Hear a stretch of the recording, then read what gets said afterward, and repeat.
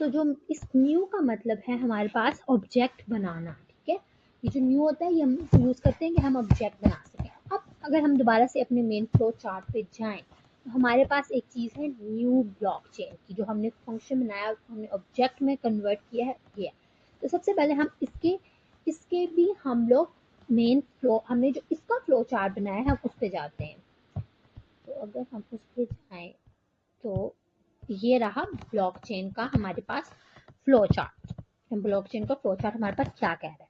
सबसे पहले ब्लॉकचेन का फ्लो चार्ट है, ठीक है। उसके अंदर हमारे पास हमने क्रिएट जेनेसिस ब्लॉक किया है, देन हमने गेट लेटेस्ट ब्लॉक का एक फंक्शन बनाया है, फिर हमने कैलकुलेट हैश किया है जिसमें अंदर हम सेट करेंगे अपने हैश को, देन हमने ऐड ब्लॉक किया है, फिर हमने उसको पुश किया है जेनेसिस ब्लॉक को चेन में, और हमारे पास ये रिटर्न आ रहा है। अब मैं आपको ये फंक्शन अपने कोड में दिखाती हूँ। ये रहा हमारे पास वो फंक्शन।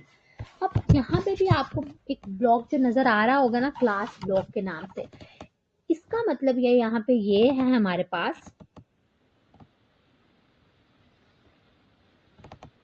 जिसमें हम ये एक बॉक्स की तरह है जिसमें हमने डाटा है, जिसमें हमारा डाटा है, और जो ब्लॉकचेन ये पूरी ब्लॉकचेन को हमारे पास मैनेज कर रहा है। अब सबसे पहले इस क्लास ब्लॉक पे जिस तरह हमने वहाँ पे बात की, कंस्ट्रक्टर में जाके हमारे पास दिस डॉट चेन और जेनेसिस क्रिएट जेनेसिस ब्लॉक आ गया। अब यहाँ पे दिस का मतलब हमारे पास क्या है। दिस का मतलब है, मतलब अगर जिस तरह दिस डॉट चेन है ना, तो हमारे पास इसका मतलब जो है ये वाला ऑब्जेक्ट, मतलब सिंपल लफ्ज में कि हमारे पास ये वाला ऑब्जेक्ट, अगर हम लोगों के पास, हम लोग एक एग्जांपल ले लें, हम कहते हैं दिस डॉट इंडेक्स जो हमने ऊपर यूज किया है, मतलब जो इंडेक्स वाला कंस्ट्रक्टर को मिला है, ठीक है, उसको करंट ब्लॉक के अंदर स्टोर करना, तो इस वजह से हम लोग दिस यूज करते हैं। अब this dot change equal to create genesis block हमारे पास ऑटोमेटिकली क्रिएट हो जाएगा, और ये हमारे पास फर्स्ट हमारा ब्लॉक होगा।